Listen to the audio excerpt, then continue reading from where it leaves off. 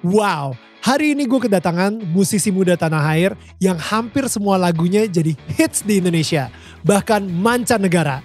Namanya mulai dikenal semenjak dia menjadi juara di ajang pencarian bakat Rising Star di tahun 2017. Yes, kita bakal ngobrol bareng tetangga gue, Anmes Kamaleng. Namun siapa yang menyangka, perjalanan dia untuk menjadi penyanyi pria terbaik Indonesia tidaklah mudah.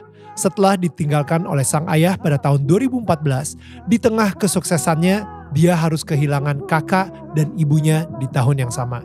Inilah kisah tetangga kita. Tulus padamu.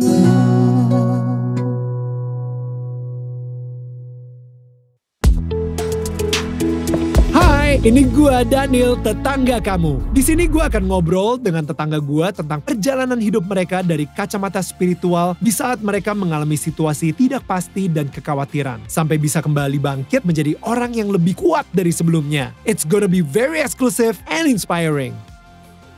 Jangan lupa ya untuk like, share, dan subscribe. Thanks guys. Oke, langsung aja kalau gitu, ini dia Anmes Kamaleng. What is up?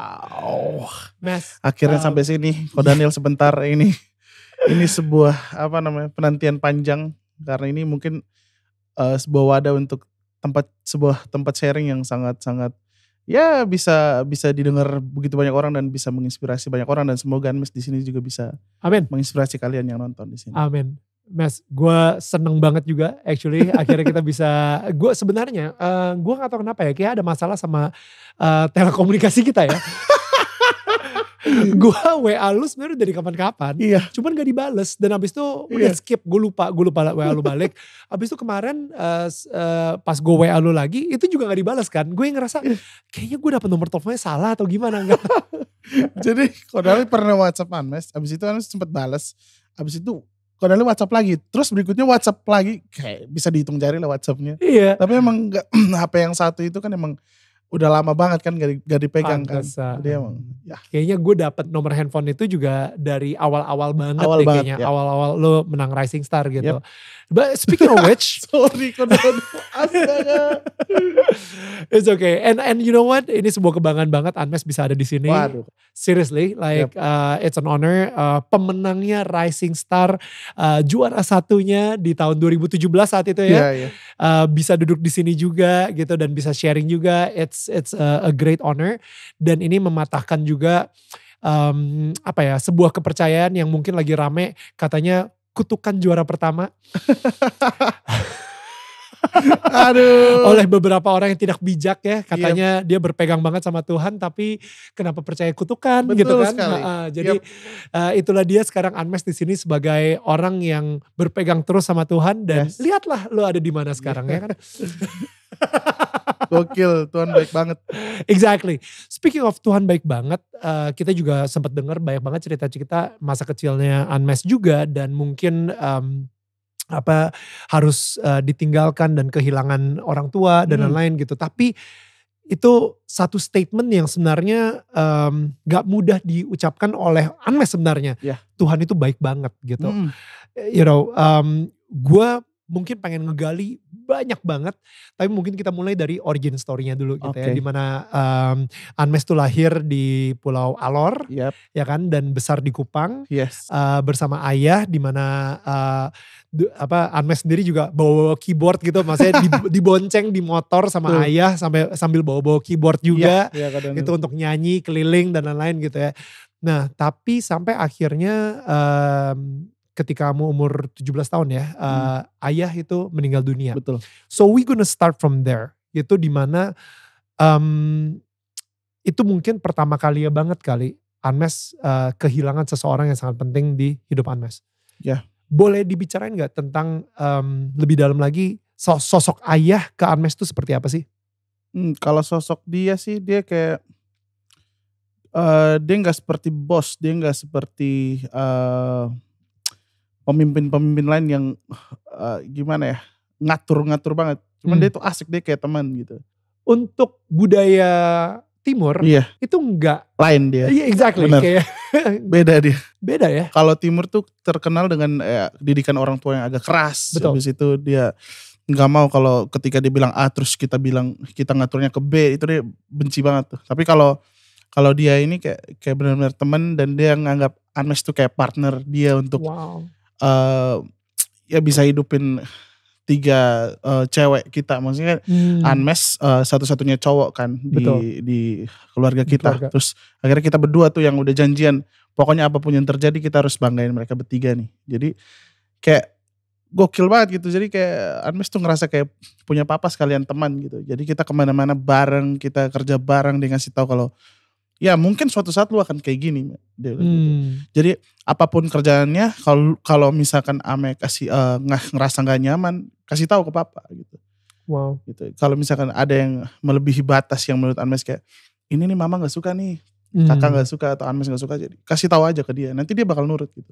Tapi sejauh selama kita bareng, kita kerja bareng, dia tuh nggak pernah kayak ngelakuin hal-hal yang kayak bikin Unmesh tuh jadi kayak oh ini bukan mama banget nih, bukan kayak gak bakal diterima sama kakak banget, tapi kayak Unmesh tuh lebih ngehargain usaha dia yang benar-benar kerja keras banget buat keluarga gitu. Jadi kayak ya role modelnya Unmesh sih. Dia yang pertama kali ngenalin Tuhan juga ke dalam hidup Unmesh juga. Betul. Jadi kayak kita Unmesh dari belajar nyanyi itu pertama kali umur 4 tahun. Dia ngajak nyanyi pertama itu di gereja. Jadi begitu Unmesh sudah bisa main musik sambil nyanyi, kita punya vokal grup keluarga namanya Kambers Kamaleng Bersaudara, dibikin sama dia.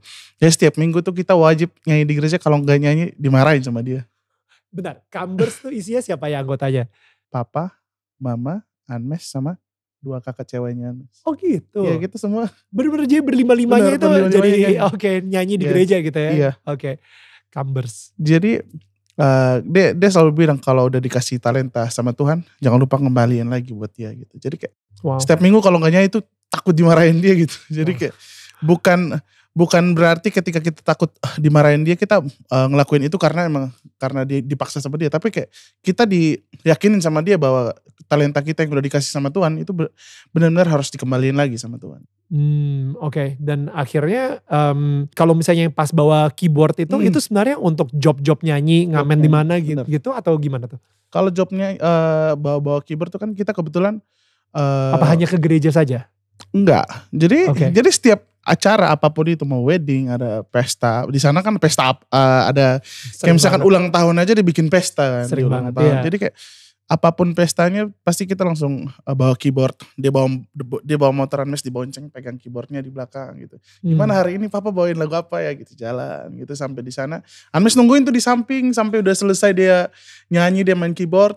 Abis itu ya udah kita pulang, Unmesh cabut lagi keyboardnya, abis itu kita balik lagi. Jadi krunya gitu. Jadi krunya. Oh gue pikir lu di situ ikutan nyanyi juga atau ngiringin juga. Sampai di mana pernah juara 1 di gereja, abis itu baru dia itu berani nampilin Unmesh itu beberapa lagu disuruh Unmesh nyanyi. Gitu. Umur berapa tuh? Sekitar 13-an atau 14-an tahun. Oh lama juga ya berarti ya? Lumayan. Iya jadi lama juga disuruh nge-crew dan gak ditampilin gitu.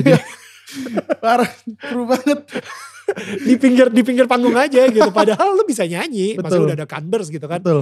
Kambers itu, dan tapi tetap aja sebelum lu membuktikan bahwa bisa nyanyi juara 1 tersebut, barulah akhirnya dikasih panggung. Dikasih panggung. Pernah gak sih ngerengek-rengek kayak come on kapan gue tampil gitu? Enggak sih, malah kalau disuruh tampil tuh kayak takut gitu.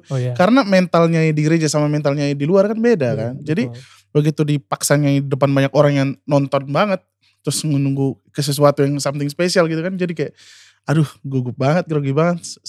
Abis itu lagu-lagu yang dipilih juga ya harus lagu pesta banget kan, udah kebiasaan nyanyi lagu gereja gitu. Jadi ya semua hal baru yang Unmesh dapat tuh benar-benar dari dia sih. Dia selalu kayak ngasih tahu mana yang benar gitu, kayak ya dia selalu nuntun Unmesh lah gitu. Selain terus coba kembalikan talenta yang sudah Tuhan berikan ke kamu, kembali lagi ke Tuhan gitu ya. Selain itu ada gak satu prinsip atau mungkin satu moto hidup dia yang Unmesh selalu pegang sampai hari ini? Prinsip dia sama mama sih. Jadi kayak dia selalu ngingetin kita bahwa jangan lupa untuk tetap rendah hati biar Tuhan yang meninggikan. Jadi kayak itu yang benar-benar bukan cuman ngomong doang sih dia, tapi dia ngelakuin buat semua orang gitu. Dia dibenci kayak misalkan teman musiknya, tapi dia selalu nerima ketika teman musiknya datang ke rumah gitu. Jadi dia ngejadiin itu sebagai dia jadiin semua musuhnya sebagai tamu, sebagai raja. Jadi nggak pernah ada niat untuk membalas kejahatan dengan kejahatan gitu. Wow. Pokoknya papanya Hermes tuh hebat banget lah, udah gokil dia. Wow. Dan itu kayak hukum gravitasi ya. Iya. Maksudnya biarlah Tuhan yang meninggikan gitu. Kita nggak perlu berusaha meninggikan diri kita sendiri gitu. Kayak ini mungkin pengalaman gue sendiri personally. Maksudnya di Indonesian Idol, gue secara kasta sebagai host gitu ya, itu adalah kasta yang paling bawah gitu. Jadi yang pertama adalah mungkin kontestan itu bintangnya nomor satunya gitu. Nomor duanya adalah juri, ya kan. Baru nomor tiganya adalah hostnya gitu. Jadi pas gue jadi sebagai host, gue justru tugasnya adalah supaya membuat kontestan ini sinarnya jauh lebih terang lagi gitu. Dan itu tugas gue sebagai host. Nah akhirnya the funny thing is ketika gue berusaha untuk merendahkan hati gue juga. Dan no makanya followernya kontestan tuh biasanya di Instagram jauh lebih banyak daripada follower gue gitu misalnya. And it's okay gitu, karena emang justru itu berarti tugas gue udah berhasil. Ya gak sih? Nah tapi ya terus ketika orang ngomongin dulu ya ini ya, ketika orang ngomongin Indonesian Idol, mereka mikirnya justru Daniel Mananta. Yes. Right? Betul. Dan itu menarik gitu, kayak loh kok gitu. Jadi ketika kita berusaha untuk terus merendah, gue percaya banget itu hukum alam. Bahwa Tuhan yang akan meninggikan. Kayak gitu sih. Oh Daniel itu icon ya sih. Jadi sebenarnya sejujurnya Anmes tuh gak pernah pengen ikut ajang pencarian bakat lain gitu loh. Oh. Pengennya ikut Idol. Oh iya. Iya, itu benchmarknya soalnya kan. Iya, soalnya Idol tuh punya level yang tinggi banget gitu. Maksudnya kayak paling terkenal lah ajang pencarian bakat di Indonesia. Terus pengen juga ketemu Ko Daniel. Oh gitu. Pengen juga ketemu Mas Anang. Karena emang Idol tuh ikonnya Ko Daniel, Anang, dulu Indra Lesmana gitu. Betul, kan. betul. Ya udahlah. Jadi emang jalanin aja terus. Pernah gak ada momen dimana lu ngerasa bahwa iya sih yang kita gak perlu berusaha meninggikan atau memperlihatkan bahwa kita itu ada di level tertentu, tapi justru Tuhan yang akan meninggikan untuk kita. Itu Anmes rasain waktu diikutin ajang pencarian bakat Rising Star. Rising Star, ya. Ya, Anmes sebetulnya gak tahu Rising Star. Oke. Habis itu ikutin ajang pencarian bakat itu, terus kayak ngerasa kayak percuma gak sih nanti kalau ikut ini gitu. Itu sempat Anmes obrolin juga sama tim kreatifnya. Terus Anmes nanya lagi ke dia, kira-kira ini bedanya sama Idol tuh apa? Gitu. Karena kita udah ketahuan jauh banget nih beda levelnya. Gitu. Terus dia cuma bilang gini, Anmes ingat banget namanya Kak Winda. Dia bilang gak ada bedanya sebenarnya. Cuman gimana intinya pas udah keluar dari ajang ini, lu bisa berkarya dan karya lu diterima oleh masyarakat Indonesia. Terus Anmes dalam hati bilang kayak gini, oke, mungkin saat ini Rising Star gak bisa dipandang bawah banget, jauh banget sama orang-orang lain di luar sana. Cuman Anmes yakin dan percaya bahwa diri Anmes sendiri bahwa suatu saat nanti Anmes bakal bikin Rising Star ya sama setara dengan yang lain. Karena karya-karya yang kan Anmes bikin gitu. Orang bakal bilang bahwa semua ajang pencarian bakat itu sama aja. Karena tujuannya bukan di ajang pencarian bakat. Tujuannya ketika kita keluar dari dan dari situ Anmes ngerasa bahwa ketika kita tujuannya emang baik dan tujuan baik itu disetujui oleh Tuhan bakal menyetujui itu dan bakal ngasih sih gitu. Wow. Dan gue setuju banget sih. Dan itu adalah salah satu mungkin prinsip yang dikasih tahu, diajarkan oleh almarhum ayah juga gitu ya. Nah, gue selalu percaya, Mas. Ada sebuah perubahan di dalam hati ketika itu udah mulai menyangkut yang namanya selamanya. Oke, susah gue ngomongnya. Basically kayak gini. Misalnya gue sebagai seorang pacar, tiba-tiba gue menandatangani surat pernikahan, dan surat pernikahan itu sifatnya selamanya. Sampai maut memisahkan kita. Akhirnya di hati gue, wah udah nih gue gak akan bisa lagi putus. Gue kalau misalnya berantem harus baikan, gue harus mulai ngalah. Akhirnya ada sebuah karakter di dalam hati kita yang berubah. Karena gue udah memutuskan ini untuk selamanya. Iya. Ya kan? Ketika saat itu Anmes kehilangan ayah. Dan di situ Anmes memutuskan, udah untuk selamanya mulai dari hari ini gue akan menjadi tulang punggung bagi keluarga gue. Udah ada sesuatu yang berbeda tuh. Oke. Ya kan? Di umur 17 lagi, di umur yang masih muda. Dimana yang gue denger juga dari beberapa wawancara lain, Anmes saat itu juga mengorbankan masa muda Anmes. Karena udah mulai dari hari ini, gue lah yang akan menjadi tulang punggung bagi keluarga gue. Itu gak mudah. Apa aja tuh pengorbanan-pengorbanan dan mungkin perubahan yang Anmes sendiri lihat ketika sekarang balik lagi kita ngelihat pas Anmes umur 17. Jadi sebelum dia meninggal, Anmes cerita dikit. Jadi kayak ada part dimana itu yang membuat Anmes tuh ngerasa bahwa gak bakal bisa tanpa dia gitu. Kayak Anmes kayak, wah kalau misalkan dia jalan gimana ya gitu. Maksudnya sempat ngerasa gitu. Jadi sakitnya lama ya saat itu? Sakitnya ya 6 bulanan lah. Oke. Terus ya udah.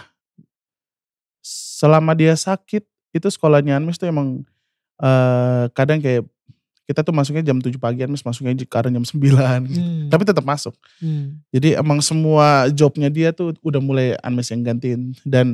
Dan setiap kali ngasih uang ke dia, hasil job itu tuh pas dia lagi sakit terbaring gak bisa apa-apa, dia selalu kayak nangis gitu loh. Dia bilang papa gak nyangka Anmes bisa loh, dia bilang gitu. Dan papa gak nyangka loh Ame bisa, dia bilang gitu. Gak nyangka gimana, kan Ame udah dilatih sama papa kan, Ame bilang gitu. Jadi kayak terus dia bilang oke, sini dulu papa peluk, dia bilang gitu. Dia lagi sakit, dia peluk terus dia bilang ini, pokoknya hasil kamu, dia ngasih tahu tuh itu detik-detik terakhir, hasil kamu main waktu itu kan 150.000 kan. Waduh, 150.000 itu dia bilang jangan lupa nanti taruh perpuluhannya 10%, nanti 100.000-nya tuh lu kasih mama, nanti tanya ke mama sisanya tuh mau diapain, mama mau kasih ke Ame apa enggak gitu. Gitu. Jadi kayak dia ngajarin gitu. Terus tapi Anmes tuh selalu ngasih semua ke dia gitu loh. Nanti kayak mama tolong ini kata papa nanti dikasih perpuluhan gitu loh. Terus Anmes gak minta bagiannya Anmes. Dari situ Anmes kerjain pokoknya setiap kali ngasih duit gue bilang pokoknya papa harus sembuh, dia bilang gitu. Setiap kali main pokoknya balik ke dia, papa mau makan apa, Ame beliin gitu. Jadi kayak itu kayak wah ngerasa detik-detik kayak dia mau pergi itu kayak aduh gitu. Oke jalanin. Terus ada saat dimana karena Anmes juga masih main sama teman-teman kan, waktu di posisi dia sakit, dia bilang kayak gini, ketika dia telepon terus Anmes nggak ngangkat, dia bilang Ame kalau masih mikirin main terus, ini nanti kalau misalkan mama sama adik-adik nangis, nanti Ame nggak ada loh. Dia bilang, terus kalau nanti papa kalau udah nggak ada, nanti Ame nggak sama-sama sama papa kayaknya. Ini kalau Ame masih fokusnya ke main-main terus, nggak fokus buat keluarga, dia bilang gitu. Terus jadi kayak Anmes tuh kayak kena di batin. Terus akhirnya masih karena masih labil juga masih sempat umur 17 lah. Maksudnya ya, 16-17an gue kayaknya juga labil banget juga saat itu. Jadi pas satu acara itu tuh Anmes emang pakai baju hitam semua gitu. Gak ada niat pakai baju hitam sampai gak ada yang warna lain lah, hitam semua. Terus begitu jam 7 malamnya tuh ketika nyanyi itu kayak ngerasa kayak lemas gitu. Dia meninggalnya jam 7 pas. Terus pas nyanyi gak ada yang ngasih tahu, begitu abis nyanyi langsung kayak keluarga tuh jemput di tempat acara Anmes nyanyi. Terus jemput udah diam aja tuh, ayo kita pulang katanya gitu. Terus bilang kenapa sih? Kok ada yang beda gitu. Terus dia bilang pulang aja dulu. Pas sampai rumah, pas Anmes udah injak kaki turun sampai rumah, lihat ada tenda. Ada tenda gitu. Terus kakak sama adek Anmes tuh pada lari gitu loh. Datang terus katanya papa meninggal. Ya. Itu kayak wow cepet banget ya saatnya gitu. Jadi kayak dari situ Anmes langsung mikir gitu loh. Oke kita ke rumah sakit dulu, katanya mama di sana bareng sama papa gitu. Kita pas sampai ke rumah sakit, begitu nyampe, terus mama tuh langsung teriak gitu loh. Ame gitu, kan panggilan kecilnya Ame kan. Ame, bilang. Aduh Tuhan Yesus katanya gitu. kayaknya Ame belum bisa gantiin papa deh, kenapa cepet banget gitu. Jadi kayak anjay sakit banget. Ya. Cowok satu-satunya kan jadi kayak. Ya. Kayaknya Ame belum bisa gantiin papa, kenapa Tuhan panggil cepet banget gitu. Jadi kayak Ame kayak berusaha buat nenangin. Bisa kok Ame bilang gitu. Ame langsung ke dalam alamnya Ame langsung kayak. Bisa kok ngapain mama pikirin itu. Bisa lah Ame bilang gitu. Masuk ke dalam lihat mayatnya dia terus Ame langsung. Kayak Ame kayak berterima kasih banget bilang. Makasih ya udah nyiapin mentalnya Ame gitu. Pokoknya thank you banget papa Ame bilang gitu. Tapi kasihan yang lain nih gimana nih Ame gitu. Pokoknya Ame bilang pokoknya Ame serahin semua sama Tuhan Ame bilang gitu. Jadi kayak semua teman-teman tuh udah pada lihat fokusnya ke Ame karena emang Ame satu-satunya cowok kan. Jadi itu bebannya berat banget gitu. Ya udah hari ketiga terus hari mau penguburan dia. Anmes kayak ngajak semua kan, kita biasa kayak Kambers kan, vokal grup Kambers. Anmes kayak ngajak Kambers kita nyanyi terakhir buat papa gitu. Nyanyi, abis itu pas nyanyi tuh mereka kayak langsung ngelihat kayak, di situ kayak Anmes ada jiwa yang kayak papa gitu, jiwa kayak musisi banget gitu. Karena Anmes sambil main keyboard sambil ngiringin keluarga, nuntun mereka. Jadi dari situ kayak, Anmes pas sebelum ngubur dia Anmes bilang kayak gini, Ame percaya bahwa akan ada pelangi yang indah setelah hujan ini, Ame bilang gitu. Pokoknya Ame berterima kasih banyak buat mental, buat semua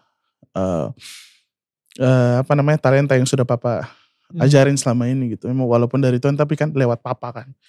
Jadi abis dari situ emang fokusnya udah gak pernah main-main lagi. Ketika mau main ingat kata-katanya. Lu kalau misalkan main terus gimana nih mama sama adik-adik mau makan apa gitu. Jadi kayak bekal yang dia kasih tuh benar-benar bermanfaat banget. Abis itu 2014 dia meninggal, 2015 Mas lulus SMA, 2016-nya itu langsung kayak tiba-tiba ditawarin sama kayak orang kreatif RCTI namanya Kawinda tadi, dia yang nawarin, ini kayaknya suara kamu bagus deh gitu, kamu mau ikut ajang Cerain Bakat ini gak tapi lewat online gitu. Terus kayak Mes sempat balas sama dia, kalau memang ini rezeki berkah dari Tuhan, ayo Ame gas aja. Bikin videonya, habis itu kayak gak sempat ngasih tahu mama juga kalau ngikut ajang itu. Begitu udah tayang di TV, udah lolos baru Mes bilang, mama ini mungkin ada maksud nih dibalik semua ini. Mungkin kan dia gak pengen Ame jauh dari dia kan. Kalau untuk ini kayaknya mama harus rela lepasin Anmes ke jauh dulu nih. Terus dia sempat nangis, dia bilang ya udah kakak gitu. Wow. Wah gokil, abis itu Anmes udah jalanin Rising Star. Abis Rising Star 2017 juara, ekonomi mulai membaik, udah mulai berubah, orang juga mulai kayak ngelihat Anmes sama kayak papa dulu. Karena ketika kita kehilangan papa kan kehormatan kita hilang banget kan, gak ada yang hargain banget kan. Jadi kayak. Sorry, maksudnya apa tuh? Maksudnya kayak.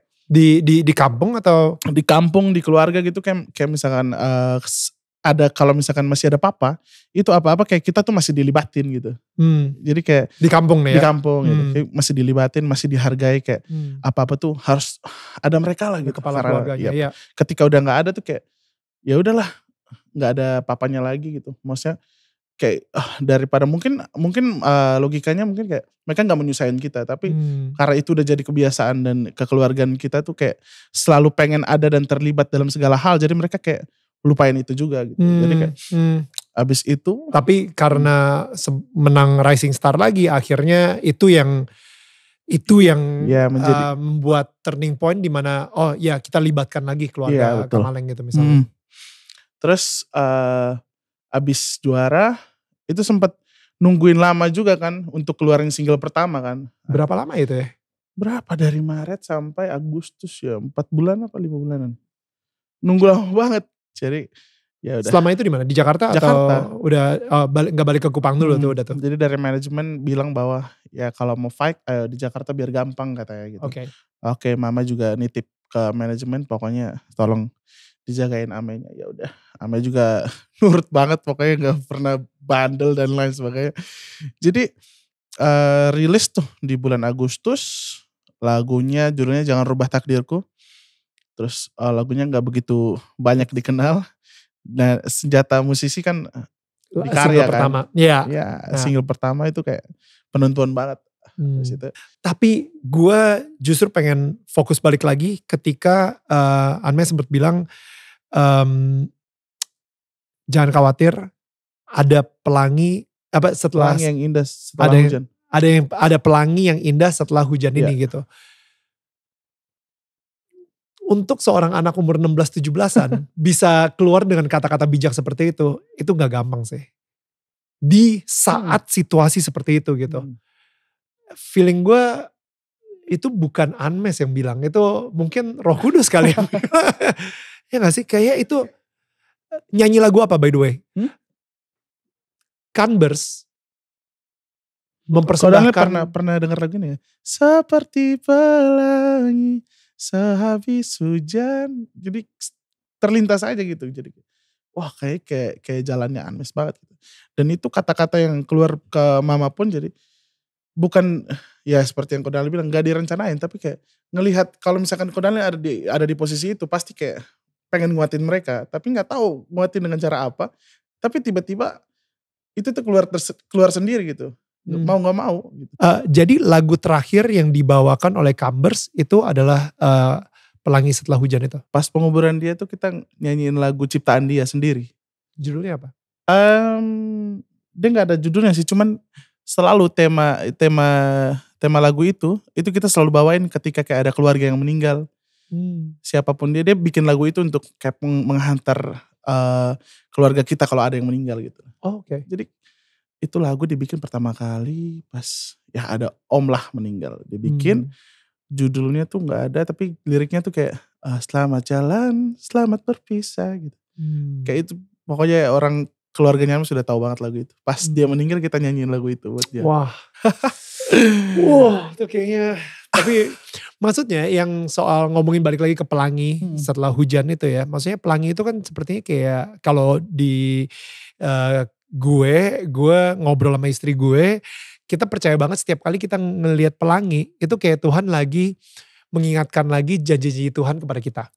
Iya gak sih kayak karena di Injil kan dibilang kayak ketika Nabi Nuh itu setelah mengalami air bah dan setelah airnya surut lagi dan di situ Tuhan memperlihatkan pelangi dan di situ dia bilang ini adalah janji dari Tuhan bahwa saya tidak akan pernah memberikan air bah sedahsyat ini gitu sampai akhirnya memusnahkan banyak orang lah kayak gitu kan.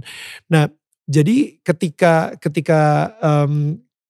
kata-kata yang keluar dari mulut Unmesh ke mama akan ada pelangi di setelah hujan ini itu kayak balik lagi memberikan harapan baru ya nggak sih kepada mama gitu supaya untuk menguatkan dia gitu.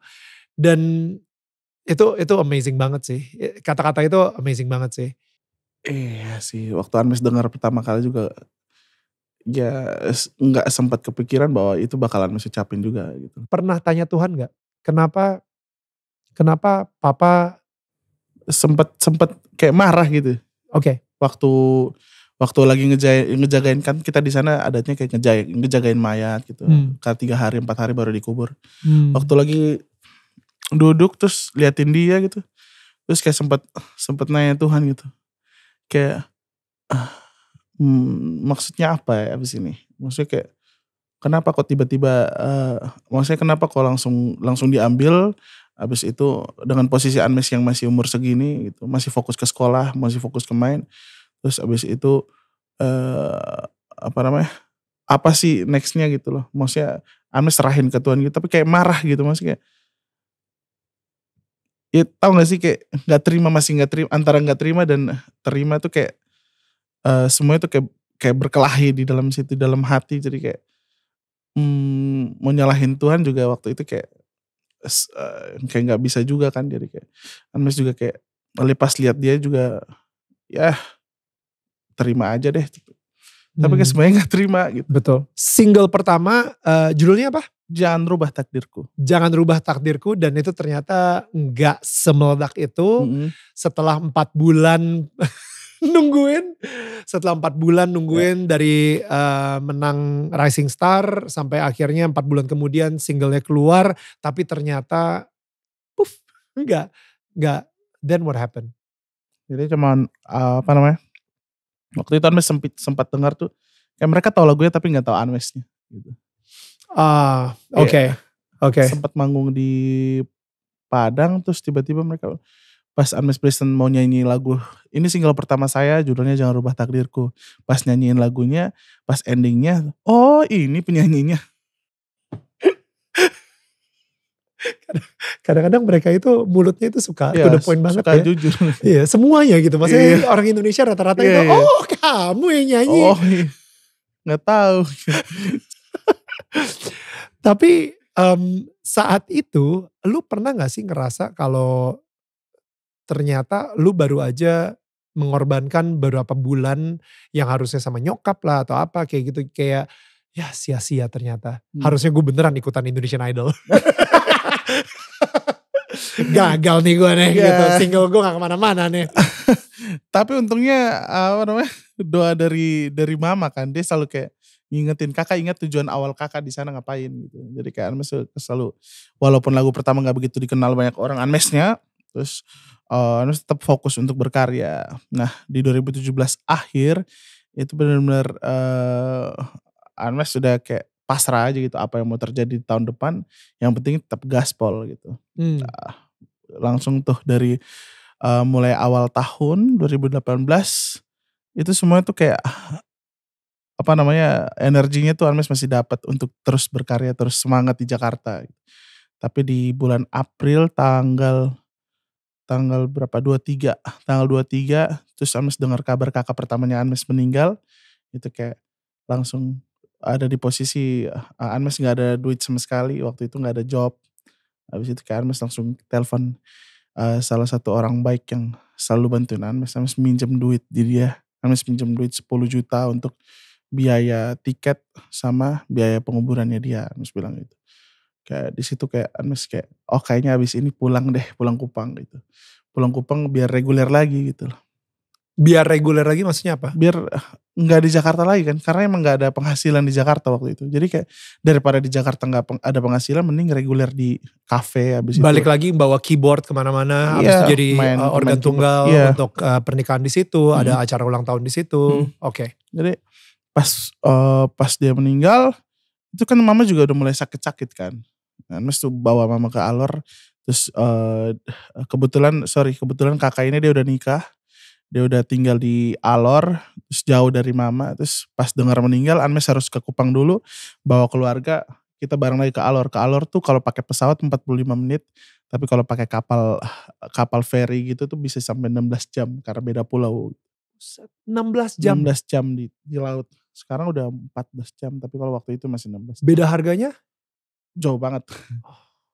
Oke, dan saat itu dengan 10 juta itu lu akhirnya ngambil ferry atau ngambil pesawat? Pesawat. Masih bisa pesawat? Masih bisa pesawat. Kakak meninggal karena apa? Kakak kebetulan dia kayak abis melahirkan, terus kayak sel darah putihnya naik ke kepala gimana gitu. Oh ya, tapi anaknya? Anaknya selamat. Selamat? Iya, tapi dia meninggal setelah berapa bulan, ya 2 bulan lah. 2 bulan setelah anaknya lahiran. Terus abis dari situ mama kan sakit juga kan. Jadi Unmesh bingung tuh duit dari mana supaya Unmesh bisa beli obat gitu lah. Ketika lu harus minjem duit 10 juta itu, oke. Lu apakah lu itu pertama kalinya banget lu minjem duit 10 juta atau sebenarnya emang udah pernah juga minjem duit? Kalau dulu di Kupang tuh gak pernah minjem. Oke. Pas sampai di Jakarta karena emang kepepet banget. Biaya hidup dan lain sebagainya mahal banget. Terus akhirnya Unmesh kayak waktu itu kepepet banget. Unmesh minjem ke orang yang benar dari dulu kayak support Unmesh gitu. Oke. Dan si orang ini bisa ngasih 10 juta buat dia sendiri secara ekonomi 10 juta itu besar atau sebenarnya 10 juta itu bisa lah gampang. Gak terlalu besar juga. Sebenarnya 10 juta tuh Unmesh gak tahu buat dia besar apa gimana. Tapi dari duluan yang Unmesh tahu tuh dia orang baik banget dan dia nggak pernah kayak mau ngasih tahu ke orang-orang kalau dia tuh selalu bantuin Unmesh gitu. Iya. Tapi kayaknya kecil sih kayaknya kata. Nah, abis itu ketika kakak udah meninggal, dan Unmesh juga bawa mama juga ke Alor juga gitu kan. Benar. Itu mama juga kondisi lagi sakit. Dan ketika mama ngelihat kakak meninggal, pasti dia juga langsung drop banget dong. Dari situ kayak Unmesh ngerasa kayak, wah ini kayak harus berobat lagi nih mama gitu kan. Tapi kalau di Kupang, kayak kurang gitu fasilitasnya dan lain sebagainya. Anmes kayak ya semoga setelah Anmes balik ke Jakarta itu kayak dapat rezeki, abisnya Anmes kayak pengen bawa dia ke Jakarta buat berobat gitu. Dan puji Tuhan kayak Anmes setelah balik ke Jakarta itu dapat beberapa job yang akhirnya bisa nutup utang juga dan akhirnya bisa meyakinkan Anmes buat bawa dia ke Jakarta. Terus bawa dia ke Jakarta itu 3 bulan dia sempat udah sembuh sih sebenarnya. Udah membaik maksudnya. Jadi kayak mama kayaknya sama Ame dulu di Jakarta gitu. Adik-adik biar di Kupang dulu. Biar mama prioritasnya mama harus sembuh. Sembuh total ya. Total sembuh. Terus akhirnya dia tuh ngerasa kayaknya lebih mungkin orang-orang tua di sana tuh lebih suka kayak tinggal di kampung kan, nggak suka tinggal di kota. Akhirnya dia kayak pengen pulang. Akhirnya dia balik ke Kupang. Terus Anmes fight lagi di Jakarta tuh. Rilislah Cinta Luar Biasa di bulan November tanggal 2 rilis Cinta Luar Biasa 2018 ya. Terus di bulan Desember itu entah kenapa dia tiba-tiba minta Anmes balik. Padahal itu kayak lagi banyak-banyaknya job. Iya. Terus Anmes bilang, "Oh, kenapa Mama?" Dia bilang kayaknya Mama pengen bareng sama Ame, dia bilang gitu. Dia udah balik. Anmes balik tuh di tanggal 18-an lah. Tanggal 18-an jagain dia tuh selama 2 minggu, ada job di Kupang juga gitu. Ada job yang Anmes ambil juga di Kupang untuk kayak biaya rumah sakitnya dia. Dan selama itu dia di rumah sakit. Dia gak di rumah gitu. Jadi sampai Natal pun kita di rumah sakit. Tanggal 25 Natal bareng. Terus 26-nya tuh dia sampai meninggal di tangan Anmes. Di rumah sakit? Di rumah sakit. Momen-momen terakhir sama Mama seperti apa? Setelah Natal dong berarti ya? Jadi kalau ceritain pasti nangis, jangan. Jadi momen terakhir sama dia pas Anmes datang pertama tuh dia udah nggak bisa apa-apa, terus yang jagain kan kakak sama adik yang paling bontot kan, ada yang paling bontot. Jadi pas Anmes sampai dia tuh kayak senang banget dan ketika Anmes sudah Kupang bukan malah membaik tapi dia malah kondisinya makin menurun sampai kita tuh setiap malam tuh ada kayak pendoa yang datang kayak doa bareng. Habis itu sampai di malam Natal pun kita masih doa bareng. Di malam Natal dia udah nggak sadar lagi, terus kita bangun pagi gereja di kamar tempat dia itu sakit. Terus malamnya pokoknya nafasnya udah mulai, besoknya langsung malamnya meninggal. Mas, gue gak ngerti ya, maksudnya udah doa juga, udah sampai pasti kepikiran juga, gak tahu ya apakah ini gue aja atau enggak gitu, tapi kadang-kadang di saat ketika kita lagi frustasi, kepepet dan lain-lain, kita berharap main tanggal gitu, wah ini Natal nih pasti Tuhan sembuhkan. Pernah kepikiran itu gak sih? Kayak Natal nanti mukjizat Tuhan tuh akan terjadi pas hari Natal. 25 Desember setelah Natal dia akan membaik gitu. Tapi malah diambilnya setelah Natal, setelah 26 Desember gitu. Dari awal Anmes berdoa pun Anmes selalu yakin kayak, wah dari doa ini ada efek gitu.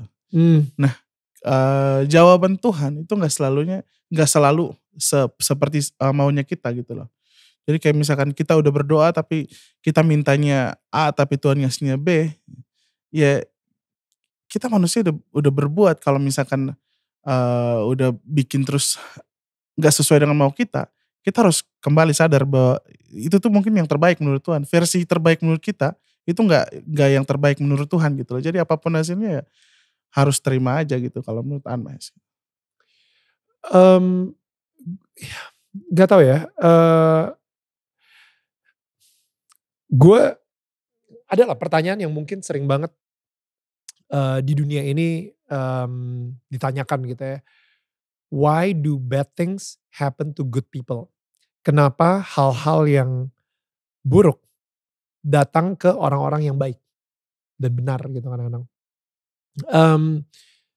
Kalau misalnya kita flashback lagi ke tahun 2018 26 Desember 2018. Saat itu Unmesh ngeluarin, yang pertama ayah meninggal udah. Jadi sekarang Unmesh jadi tulang punggung keluarga. Yep. Dan habis itu sepertinya ada sedikit teaser gitu kan, Rising Star. Jadi juara 1 lagi gitu kan. Tapi habis itu singlenya yang pertama gak kemana-mana, right? Kakak meninggal, keadaan ibu semakin lama semakin sakit, tetap berusaha hidup pas-pasan banget ya, jobnya juga gak segimana banget, gak kayak sekarang gitu ya, tapi benar-benar kayak pas-pasan banget. Sampai akhirnya ngeluarin single lagi yang kedua, ya kan? Dan itu pun juga gak kedengeran juga saat itu.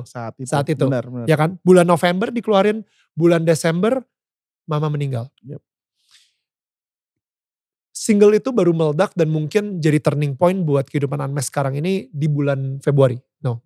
Betul, Februari 2019. Nah, jadi di Desember 2018 sampai Februari 2019 itu mungkin saat terkelam banget yang mungkin Unmesh bilang, gue salah apa sih sebenarnya? Yeah.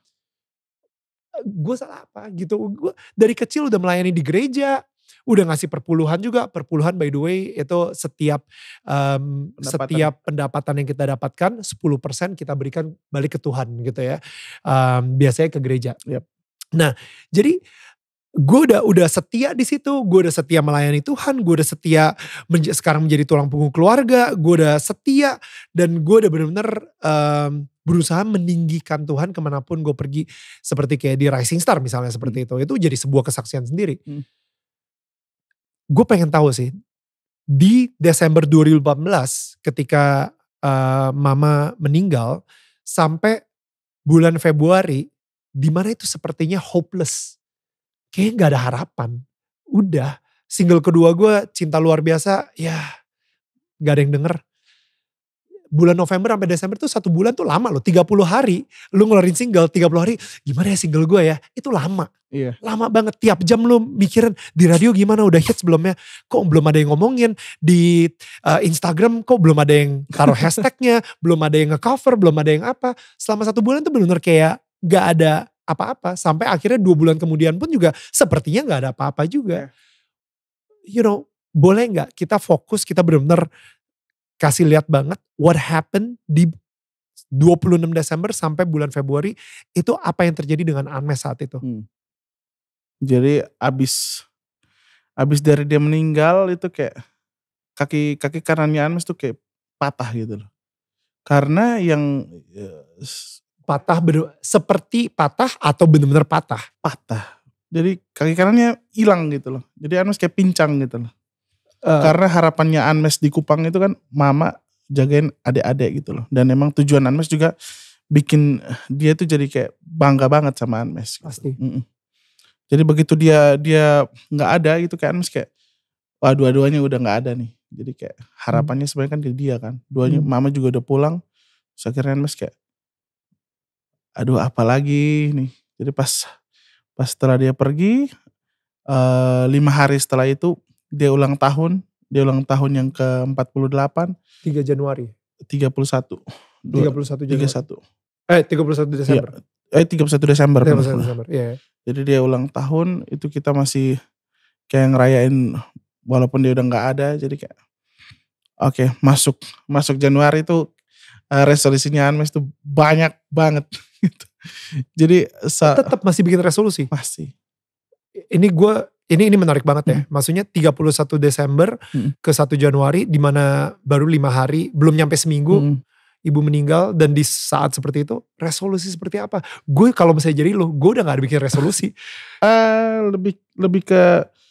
lebih ke bisa fight aja sih. Jadi emang harapan Unmesh yang waktu udah dicatat sebelumnya jadi kayak dikumpulin jadi satu. Ketika mama udah gak ada itu menjadi pembelajaran juga buat Unmesh. Apalagi nih harus dilakukan walaupun mama udah gak ada. Jadi kayak di resolusi itu Unmesh tulis paling bawahnya itu kayak Unmesh bilang bahwa walaupun mama udah gak ada tapi lihat nih masih ada adik sama kakak gitu loh. Itu pun yang sama dengan Unmesh lakuin ketika papa udah gak ada. Unmesh masih bilang juga masih ada mama, kakak sama adik gitu loh.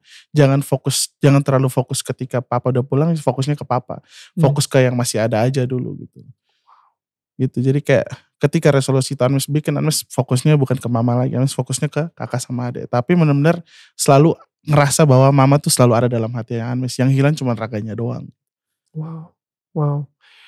Gue gak tahu ya, mungkin sekarang ini sampai hari ini tahun 2021, ini kan kejadian udah 3 tahun yang lalu gitu ya. Mungkin udah ada pewahyuan sendiri gitu di Anmes. Kalau misalnya ada seorang nanya, kenapa kira-kira Tuhan mengizinkan untuk papa, kakak, dan mama pulang duluan?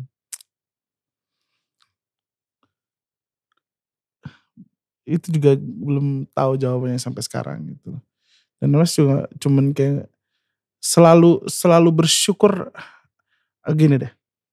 Anmes selalu bilang ke teman-teman bahwa cobaan itu datang bukan di saat kita sedih doang. Cobaan itu juga datang di saat kita bahagia juga. Jadi di saat Anmes kehilangan papa itu emang cobaan juga. Tapi di saat Anmes jadi juara Racing Star itu juga cobaan gitu loh. Jadi setiap cobaan itu banyak orang yang berpikir bahwa cobaan cuma sedih doang. Ketika lu sedih itu cobaan. Tapi ketika lu senang itu juga cobaan gitu. Jadi kayak bagaimana setiap kali lu ngadapin sebuah masalah, setiap kali lu ngadapin sebuah kebahagiaan, lu bisa ngelewatin itu, dan ya cara lewatin itu gimana, tetap fokus pada ya kita mengandalkan Tuhan yang di atas. Ada ayat yang selalu Anmes pegang bahwa di Yakobus 4 ayat 13 itu perikopnya bilang bahwa jangan melupakan Tuhan, jangan lupa melibatkan Tuhan dalam setiap perencanaan.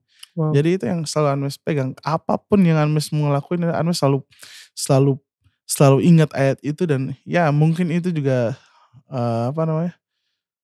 salah satu alasan Tuhan selalu kayak Anmes selalu ngerasain kehadiran Tuhan dalam setiap karirnya Anmes, setiap ngerasain hadirat Tuhan dalam setiap perjalanan bermusiknya Anmes. Jadi kayak Tuhan tuh selalu ada bareng sama Anmes, dan ya Anmes nggak pernah mau buat dia kecewa gitu. Gue bingung ya, maksudnya pas lagi ayah aja itu Anmes sempat marah, ya kan, ketika lagi nemenin gitu marah sama Tuhan gitu. Nah, kenapa hari ini Anmes masih bilang Tuhan itu baik? Padahal sekarang ini ya seperti tadi lah, ada satu kaki yang hilang gitu ketika ibu juga meninggal juga gitu. Kenapa Anmes selalu bilang Tuhan itu baik? Karena ya Anmes bisa ngobrol sama Ko Daniel aja itu udah sebuah hal yang sangat luar biasa. Dulu masih kecil Anmes lihat Ko Daniel di TV. Nonton di TV. Ya. Tuhan baik. Habis itu Anmes masih bisa nafas sampai hari ini aja, Anmes udah bersyukur banget. Habis itu masih bisa bertahan hidup, masih bisa ngasih sebuah pegangan buat kakak sama adiknya Anmes di Kupang, masih bisa mereka masih bisa makan dari hasil keringatnya Anmes. Aja Anmes sudah kayak ngerasain itu, kayak itu emang perlindungan Tuhan gitu. Jadi kayak Anmes ngerasa kayak semua hal yang Anmes lakuin itu emang karena kebaikan Tuhan gitu. Anmes bisa ada di sini, bisa ada di mana-mana itu emang karena kebaikan Tuhan. Tapi nggak fokus ke ketika Tuhan mengizinkan mama atau kakak atau papa pergi duluan. Apakah Tuhan masih baik? Pertanyaannya itu sih. Maksudnya apakah Tuhan tuh masih baik ketika mama, papa, sama kakak meninggal? Menurut Anmes sih baik sih. Karena emang posisinya mereka juga sakitnya, emang Anmes juga gak mau mereka terlalu lama menderita karena sakit yang dialamin. Jadi kayak ketika Anmes juga kayak pas mereka udah pergi pun Anmes kayak ngerasa oh iya Tuhan cara sembuhin mereka tuh lewat panggil pulang gitu.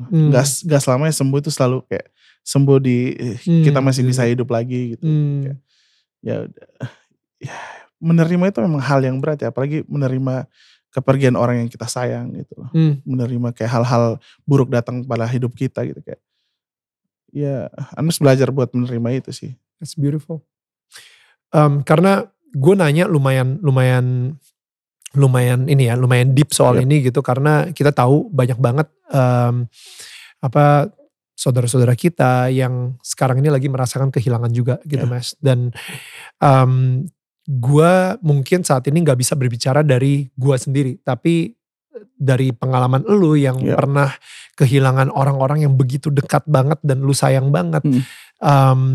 Lu mempunyai otoritas tersebut gitu. Nah mungkin sekarang ini ketika ada seseorang yang baru saja mengalami kehilangan, untuk seseorang yang dicintainya, Anmes mau ngomong apa ke mereka? Mungkin dia lagi gak sengaja dia nonton acara ini dan hanya Anmes ini mungkin yang mengerti perasaannya mereka gitu.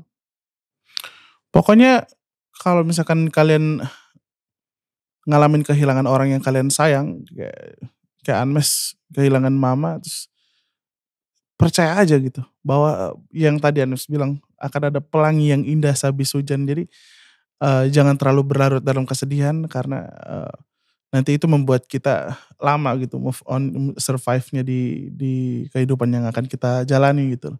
Terus ini juga bukan hanya spesial buat teman-teman yang kehilangan orang yang kalian sayang, tapi buat teman-teman juga yang masih punya orang yang kalian sayang di luar sana. Kalian harus benar-benar manfaatin waktunya sebaik mungkin, harus benar-benar lakuin hal-hal yang bisa membuat mereka bahagia, lakuin hal-hal yang bisa membuat mereka tuh kayak ya disayang banget sama kalian, karena ketika mereka udah nggak ada itu kalian bakal ngerasain sakit yang nggak pernah kalian rasain gitu sebelumnya gitu. Karena apalagi kayak Anmes gitu, belum sempat ngebanggain papa tapi dia udah pulang duluan. Ya makanya kalau masih diberikan waktu kalian harus benar-benar manfaatin gitu loh, supaya nanti kalian gak nyesel gitu.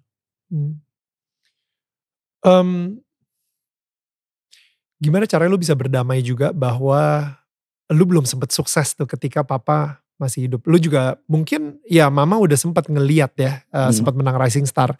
Tapi belum ngeliat sesukses sekarang ini gitu. Bagaimana cara lu bisa berdamai bahwa enggak kok, mereka pasti bangga di atas sana.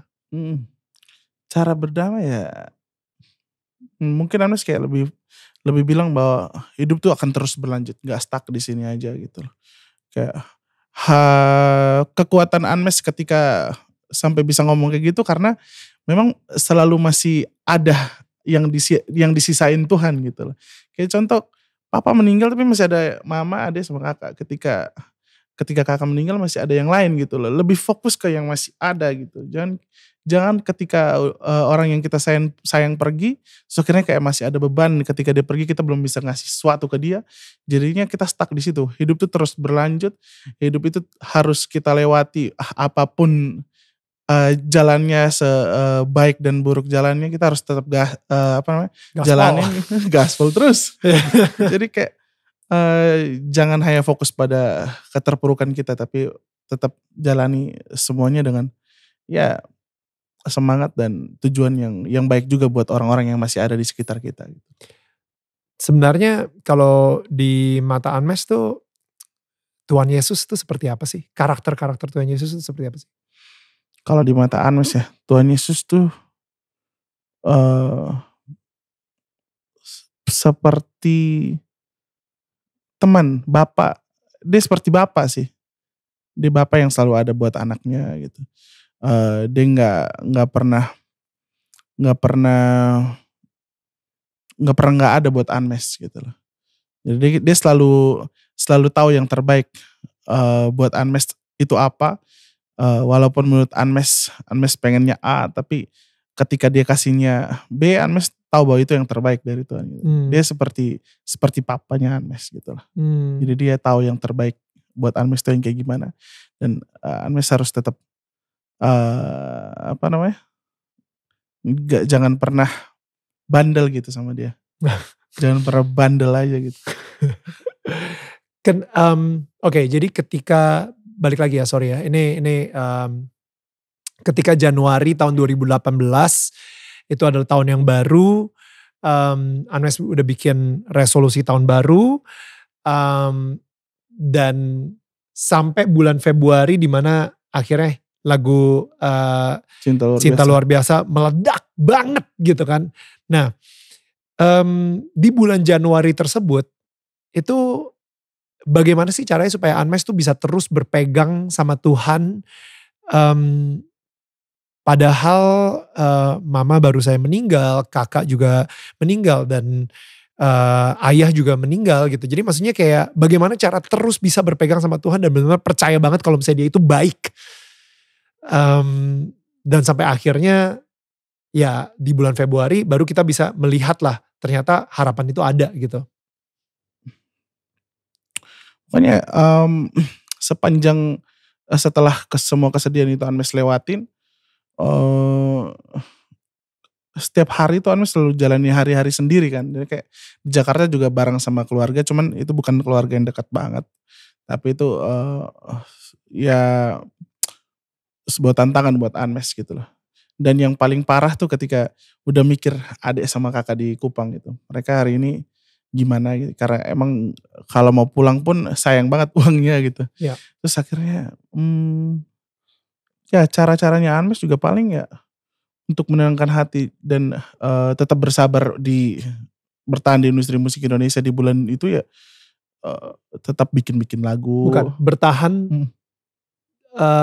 dengan janji Tuhan ke Anmes. Bertahan terus sama bertahan bahwa Tuhan itu baik gitu.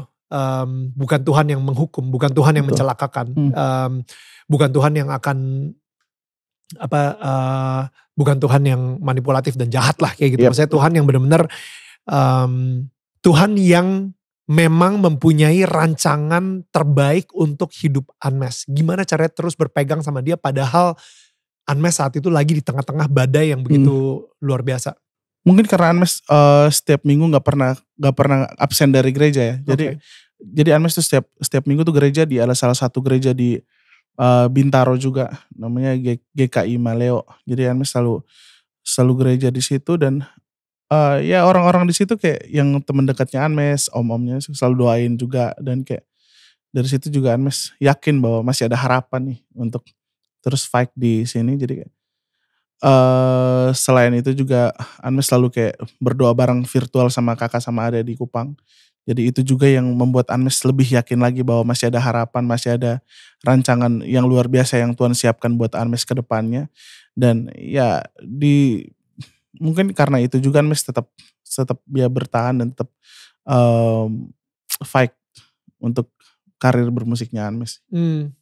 Jadi Anmes di sini benar-benar kayak karena ada komunitas tersebut dan abis itu juga mempunyai tujuan yang jelas sih. Bukan maksudnya ini mungkin kalau yang lagi dengerin juga misalnya apa ya yang gue perhatiin dari tadi Anmes ya. Lu gak berlama-lama memikirkan aduh gila diri gue kasihan banget ya, diri gue malang banget ya, udah kehilangan ayah, sekarang kehilangan ibu, dan tapi lu di situ benar-benar cepet banget untuk langsung fokus, nope, sekarang gue sebagai tulang punggung keluarga, tanggung jawab gue adalah kakak gue dan adik gue, ya kan, dan apa yang bisa gue lakuin, resolusi tahun barunya dirubah, dan abis itu ya gue ngerti sih kenapa lu bisa gak gila juga gitu. Karena ada orang-orang di sekitar lu yang terus mendukung, mendoakan, dan make sure kalau misalnya lu terus kuat gitu kan. Ya gila soalnya itu berat banget Mas. Apa yang terjadi sama lu tahun 2017 tuh kayak berat banget. Not everyone can survive it. Gak semua orang bisa selamat dari itu gitu.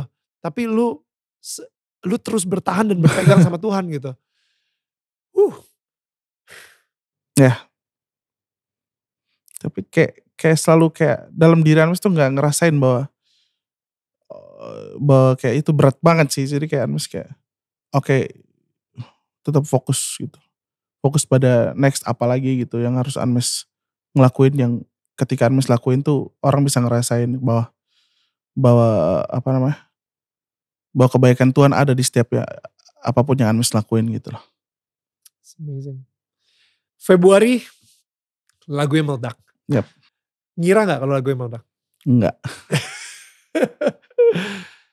Cinta luar biasa meledak, dak. Itu benar-benar kayak yang tadinya kita gak pernah, mungkin ada orang yang ngefans sama Rising Star tahu, cuman outside of Rising Star itu benar-benar semuanya kayak tahu siapa itu Anmes Kamaleng. Dan sekarang ini kalau misalnya lu bilang Tuhan itu baik, ya gue ngerti gitu. Karena berkatnya itu banyak dan besar banget. Tapi ketika tahun 2017 untuk bilang Tuhan itu baik itu kayaknya untuk bilang Tuhan itu setia, untuk bilang Tuhan itu penyelamat itu kayak berat banget gitu.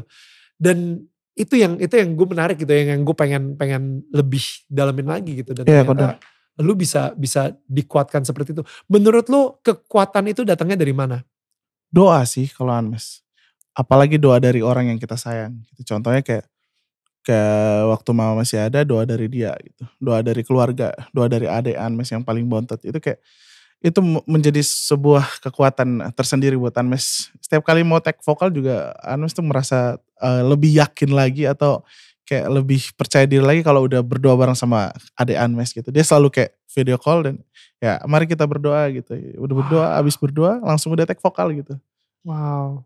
Jadi kayak doa itu ada salah satu kekuatan dan ya kalau misalkan ngerasa kayak hidup sulit banget ya berdoa gitu kayak Anmes. Ya. Pasti ya walaupun gak cara Tuhan mungkin yang gak terbaik menurut kita tapi tetap yakin aja bahwa itu yang terbaik menurut dari Tuhan gitu. Ini gue pengen ngomong langsung ke yang lagi nonton atau yang lagi ngedengerin kita. Tadi Anmes baru bilang kalau misalnya lu saat ini lagi ngerasain kehidupan lu lagi sulit banget seperti sama Anmes, doa aja gitu. Udah doa aja. Doa aja dengan cara ritual apapun doa aja dulu. Pokoknya bangun hubungan lagi sama Tuhan, doa aja. Doa aja. Lu pernah ngerasa gak sih kalau misalnya lu kayak apa ya, gak layak gitu menerima berkat-berkat yang sangat luar biasa ini sekarang gitu.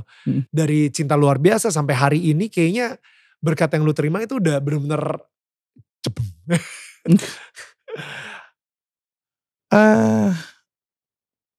Iya sih mungkin bukan gak layak sih, mungkin lebih gak siap sih kadang. Karena emang gak siap. ya Anmes juga gak pernah minta gitu. Maksudnya minta diberikan semua ini. Cuman kayak Anmes tuh selalu kayak ngelakuin apapun.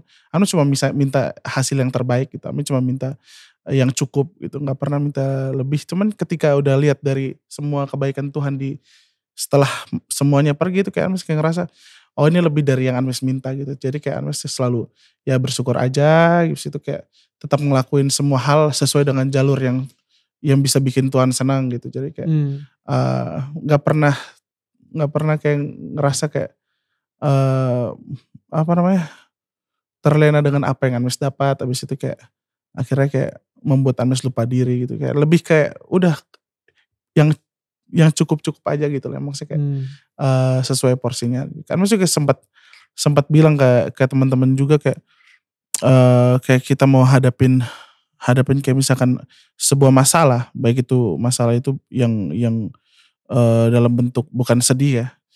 Kita tuh cuman bisa kayak bisa pakai 3 hal gitu. Kayak misalkan Kornelil ada dalam sebuah masalah, Kornelil bisa pakai 3 hal kayak bisa sedih, bisa marah, bisa biasa aja gitu. Tapi 3-tiganya itu sama aja hasilnya. Contoh kayak misalkan lagu gak booming gitu. Marah, sedih sama biasa itu hasilnya bakal tetap sama gitu. Anmes kayak selalu kayak oke biasa aja lah. Hasilnya lagunya tetap gak booming. Lagunya tetap gak booming. Iya itu maksudnya gitu. Yep. Nah jadi sekarang ini lu bisa ngambil sikap biasa aja. Biasa aja. Kenapa tuh? Kok bisa? Bukannya kadang-kadang kan kita bukannya tadi marah, sedih sama biasa aja gitu biasa kan. Aja. Tapi sebenarnya ada lagi satu perasaan yang mungkin ganggu, takut. Takut ya? Iya kan? Jadi misalnya kita jadi overthinking, takut, wah lagu gak booming artinya gue udah gak laku lagi nih. Nanti kalau misalnya gue gak laku, gimana nanti mungkin gue udah gak dipanggil sama wedding lagi. Nanti adik gue sama kakak gue siapa yang support kalau misalnya bukan gue. Aduh nanti bla bla bla bla bla bla bla bla bla dan padahal emang bener paling enak kayak udah biasa aja, that's life, let's move on. Yuk kita bikin single berikutnya gitu. Tapi kan si takut ini yang mungkin bisa bilang kita itu kayak ya tadi overthinking itu. Lu sendiri gak pernah ngerasain seperti itu atau? Sebenarnya pernah sih. Jadi kayak pernah takut dan sedih sih lebihnya sih. Jadi kayak misal kayak misalkan hari ini kayak kemarin lah COVID lah. Itu lebih kayak ya sedih gitu. Maksudnya kayak nggak bisa ada sesuatu, maksudnya pencapaian akhirnya tertunda lagi gitu, semua resolusi akhirnya tunda ke tahun depan gitu sih. Tapi I think buat orang-orang yang sering overthinking kayak gue, soalnya tadi itu yang gue ngomongin itu sebenarnya gue banget barusan gitu. Waduh, ini bla bla bla, wah overthinking sampai akhirnya jam 1 pagi gue masih belum tidur juga gitu, masih mikirin gitu kan. Tapi sampai akhirnya gue sadar bahwa Tuhan yang gue sembah itu lebih besar daripada masalah yang sedang gue hadapin. Itu gue langsung jadi tenang banget. Ya gak sih, kayak, dan gue bisa ngelihat itu dari Unmesh tadi, ketika Unmesh bisa mempunyai sikap tenang aja, biasa aja gitu, tenang aja. Karena Unmesh mempunyai pegangan ke Tuhan yang begitu kuat banget, kedekatan yang begitu dekat banget sama Tuhan, sehingga ya udah, gak apa-apa, ini mungkin bagian dari rencana Tuhan, yuk kita move on, gitu sih. Itu yang gue lihat sih. Yep. Bisa deskripsiin gak sih kayak hubungan lu sama Tuhan tuh seberapa dekat? Oke, kalau hubungan sama Tuhan tuh ya emang ya deket banget sih enggak. Cuman kayak apapun yang kayak misalkan hal kecil yang Unmesh ngelakuin tuh pasti kayak selalu kayak libatin Tuhan gitu. Kayak contoh ayat yang Unmesh selalu bilang tuh. Jadi kayak misalkan mungkin di virtual ini kayak gereja gini kayak Unmesh kayak setiap minggu tuh jarang gereja virtual karena Unmesh ngerasa kayak pas virtual tuh kayak gak kena gitu. Jadi kayak Unmesh lebih fokus pada hal-hal kecil yang setiap kali kita lakuin tuh kita selalu kayak berdoa dulu habis itu kayak. Kayak misal mau datang ke sini kayak doa dulu, kayak kita tadi Ko Daniel juga sempat berdoa dulu sebelum kita mulai obrolan ini kayak gitu-gitu aja sih. Maksudnya kayak kedekatan Unmesh sama Tuhan ya nggak dekat banget, cuman kayak Unmesh selalu benar-benar mau andalkan Tuhan dalam setiap hal yang Unmesh melakuin, apapun itu, sekecil apapun itu. Ya itu deket banget lah Mes. Enggak sih, ada orang yang lebih dekat sih. Iya pasti, kalau misalnya dihubungin ya pasti, kalau misalnya kita compare, kita bandingin, udah pasti bakal banyak orang yang lebih intim dan lebih dekat lagi sama Tuhan gitu. Tapi gue tertarik sih ketika tadi lu ngomong soal cobaan itu bukan cuman ketika lu lagi di bawah aja. Kita mikirnya kalau misalnya cobaan dari Tuhan, wah kenapa hidup ini penuh dengan cobaan gitu kan. Kita langsung mikirnya bahwa oh ini ketika lagi sakit, ketika lagi di bawah, ketika kita lagi kehilangan orang yang kita sayangin, atau lagi gak ada secara finansial, kita lagi struggling gitu misalnya dan lain-lain. Nah tapi justru cobaan itu datang ketika lu lagi ada di atas juga, gitu kan. Dan itu menarik, karena gue juga percaya banget sama hal tersebut gitu. Cobaan seperti apa sih kalau saya boleh tahu yang lu dapatkan ketika lu lagi di atas? Apakah tiba-tiba drugs itu kan kayak narkoba itu kan, atau seks bebas, pergaulan bebas. Cobaan seperti apa yang lu dapatkan ketika lu lagi ada di atasnya? Jadi ketika udah dapat apa yang kita inginkan, itu bisa aja kita jadi lupa sama Tuhan. Karena kita terbuai dengan semua kenikmatan dunia, habis itu dengan semua pujian dari orang-orang, habis itu semua kayak cita-cita harapannya Unmesh pengen dapat piala A, piala B, piala C, dan ketika udah dapat semuanya kita jadi kayak takutnya oke, kita nggak usah butuhin Tuhan lagi buat doain lagi buat dapatin ini lagi gitu loh. Takutnya kayak gitu. Jadi emang Unmesh selalu bilang bahwa cobaan tuh bukan saat sedih doang, cobaan juga di saat kita senang, karena emang susah buat kita nggak terbuai dengan semua yang sudah kita dapat gitu loh. Jadi kayak lebih ke jangan terbuai dengan apapun yang sudah didapatkan, pencapaian setinggi apapun yang kita dapatkan, tetap harus benar-benar ingat bahwa ini semua karena kebaikan Tuhan gitu loh. Jadi harus tetap fokus, tetap ingetin diri kita untuk jangan jadi jumawa, jangan jadi sombong, jangan jadi ria dengan semua yang kita dapat. Karena itu memang cobaan juga buat kita. Nahannya itu. Gue sempet ya kayak pas saat itu gue jadi host buat The Voice. Ya, The Voice Indonesia. Adalah cuma satu season di RCTI. Iya tahu. Ya. Itu juaranya Mario. Iya, betul. Dan abis itu Mario G. Clow ya. Yep. Nah, jadi pas gue lagi nge-host untuk The Voice itu, gue bilang kayak, wah gila, gue makin terkenal nih, kayak gitu kan, gue langsung mikirnya kayak gitu. Dan abis itu gue kayak ditegur sih ya, maksudnya kayak kayak di hati gue gitu ya, dibilang, tahu nggak Neil, kalau misalnya ketenaran itu bukan dari karena lu ganteng, bukan karena lu hebat bertutur kata, bukan karena lu lucu, bukan karena lu mempunyai fisik yang gimana kayak gitu ya. Tapi itu karena hadiah dari Tuhan. Itu gue kayak kategori gitu di situ. Dan itu apa ya? Gue inget banget gue lagi di balkon gue lagi ngebir malahan gitu. Gue lagi ngebir gitu kayak wah gila, makin terkenal nih. Sombong banget. Tapi abis itu kayak tiba-tiba di dalam hati gue kayak dan di situ gue baru sadar ada yang namanya karunia ketenaran. Karena emang bener banyak orang yang jauh lebih ganteng dari gue, jauh lebih lucu dari gue, jauh lebih bertutur kata, lebih puitis, lebih jago lah untuk artikulasi dan lain-lain gitu ya, Inggrisnya lebih bagus. Tapi kenapa mereka nggak seterkenal gue gitu misalnya, ya kan? Maksudnya jadi sebenarnya ketenaran yang gue punya pun juga sebenarnya bukan karena performa gue, bukan karena kehebatan gue, itu benar-benar dari kasih karunia Tuhan untuk hidup gue. Iya nggak? Dan di situ kayak karena yang lu bilang tadi terbuai itu gampang banget ketika lu di atas gitu kan, kayak dimana semua orang sekeliling lu itu kayak mendewakan lu banget. Ketika ada seseorang yang mulai ngekritik lu bilang oh enggak mungkin, dia salah, gue bener, karena semua orang udah bilang kalau gue ini selalu bener. Jadi cobaan emang ada di saat itu dan kadang-kadang bahkan ketenaran aja kita bisa lupa bahwa itu sebenarnya adalah karunia dari Tuhan, bukan karena kehebatan kita gitu. Ada mukjizat dari Tuhan gitu gak sih setelah lu jadi juara di Rising Star? Iya, mukjizat yang Anmes rasain sih waktu kecil Anmes sempat bilang bahwa karena kita di Kupang tuh kan ngontrak rumah. Terus sempat bilang sama mama, suatu saat nanti Anmes juara Idol, Anmes beliin rumah buat mama. Luar biasa, yes. Terus bukan juara Idol. Ternyata bukan juara Idol. Iya. Tapi juara ajang tren bakat. Iya, bisa juga lah, bisa juga. Terus akhirnya pas pulang, dia bikinin konser sama pemerintah. Terus akhirnya di konser itu Anmes dapat rumah. Wow, dari pemerintah Kupang? Dari pemerintah NTT. Wow. Dan di saat itu Anmes panggil mama naik ke atas di panggung.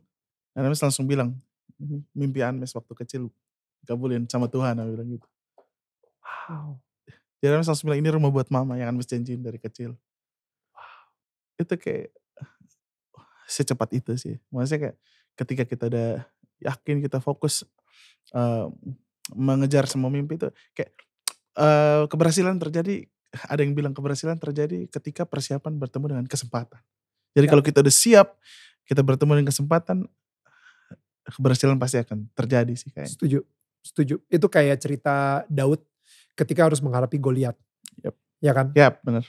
Itu kesiapan dia untuk menghadapi Goliat itu udah dilatih dari dia menjadi dia setia dengan kerjaan dia sebagai gembala domba. Untuk ngelindungin domba dia dari singa, dari serigala, dari beruang atau apapun gitu ya. Dia udah berhasil ngebunuh dan akhirnya ketika Goliat tesnya adalah Goliat raksasa gitu.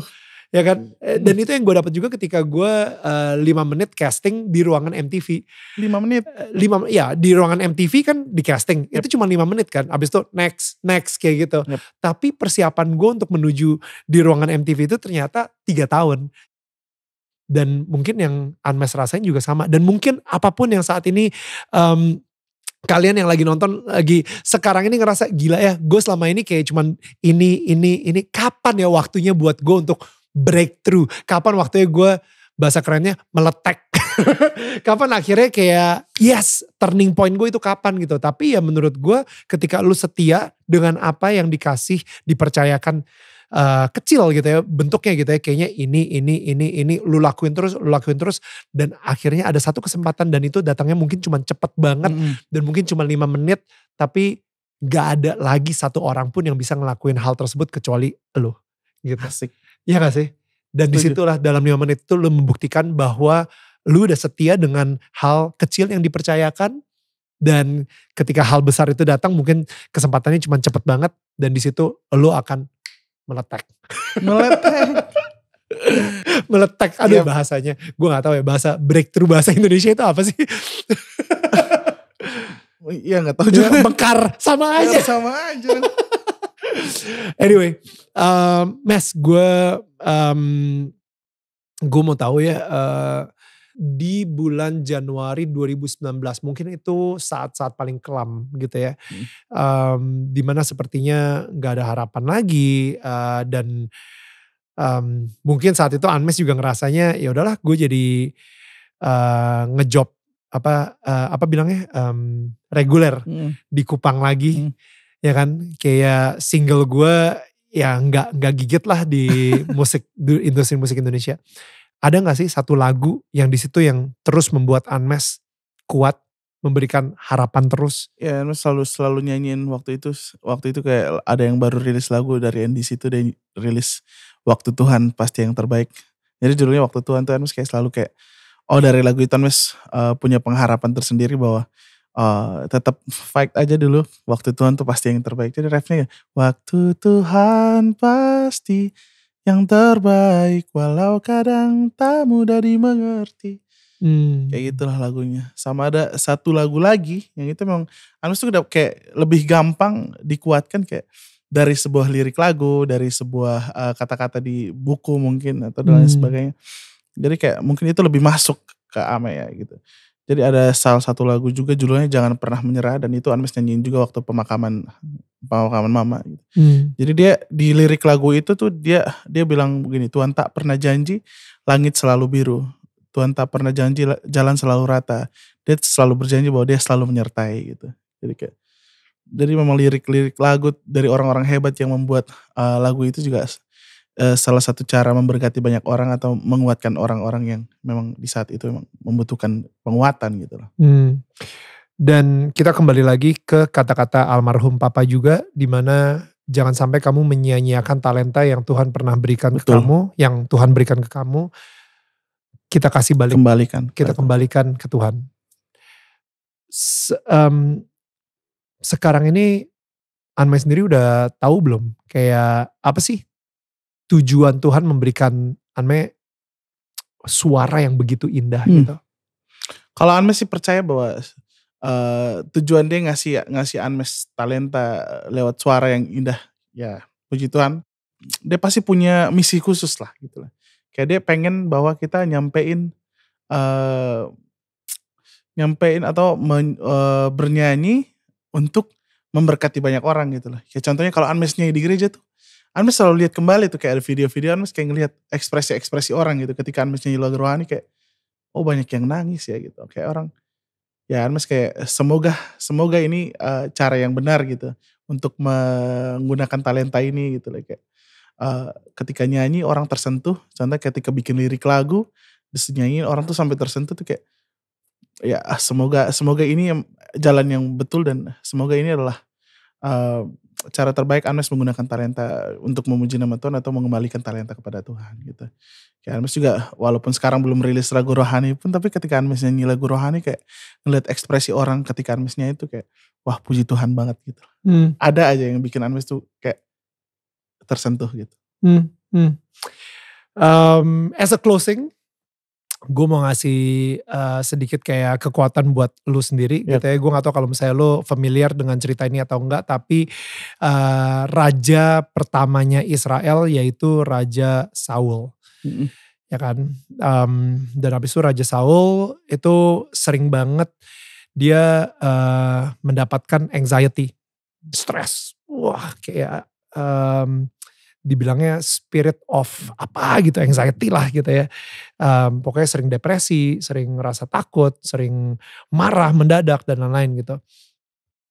Dan akhirnya di negara tersebut dicarilah satu orang pemain kecapi. Balik lagi nih ke cerita Daud lagi gitu. Dan akhirnya hanya Daud yang ketika dia lagi main kecapi dan mulai bernyanyi, Saul itu benar-benar, si Raja Saulnya itu benar-benar bisa tenang, bisa nyantai. Dan gue gak tahu kenapa tadi ketika Anmes ngomong soal talenta yang akan dipakai sama Tuhan seperti itu, dan gue berharap banget dan gue berdoa juga supaya setiap kali Anmes membuka mulut dan mulai bernyanyi dan menggunakan talenta Tuhan, itu bakal banyak banget orang-orang yang ngerasa damai juga.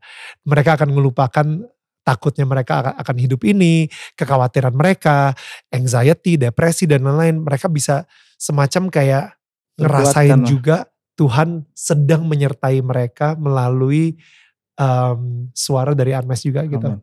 Ya, so anyway, thank you banget. Dalam banget. Iya, makanya susah nih. Gue udah lama gak syuting sebenarnya ini. Jadi gue kayak udah belar gitu kan. But anyway, gue pengen bilang thank you banget, Mas.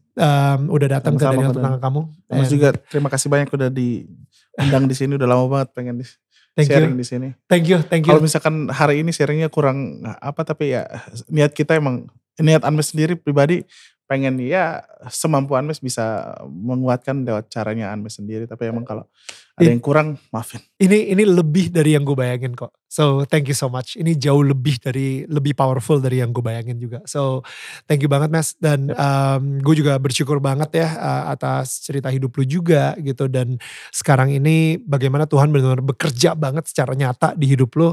And thank you so much for that. Dan pastinya kepada semua tetangga kita yang lagi nonton, gue pengen bilang thank you banget kalau misalnya lu udah nonton dari episode awal sampai episode terakhir juga gitu. Dan kalau misalnya kalian pengen tahu siapakah tetangga yang akan gue undang minggu depan, langsung aja cek di Instagram kita di @danielmananta_network. Dan jangan lupa juga untuk di follow. Dan pastikan juga kalau misalnya lu lebih seneng dengerin secara podcast gitu atau audio aja ketika lu lagi beraktivitas, langsung aja cek di seluruh digital platform podcast. Udah ada, search keywordnya Daniel Tetangga Kamu dan di follow juga.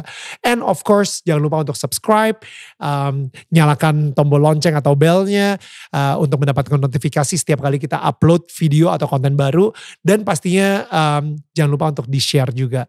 Karena kita gak pernah tahu ya, cerita Anmes ini siapa tahu aja bisa menguatkan dan memberikan harapan baru dan semangat baru kepada seseorang yang kita sayangin dan kita kenal juga gitu. Jadi share video ini, dan kalau misalnya kalian lihat ada komentar di mana seseorang lagi menjalani struggle juga di dalam hidupnya, bagaimana kalau misalnya kita bisa ngedoain sama-sama orang tersebut. Karena tetangga saling menyangga bukan menyanggah. Sampai ketemu minggu depan.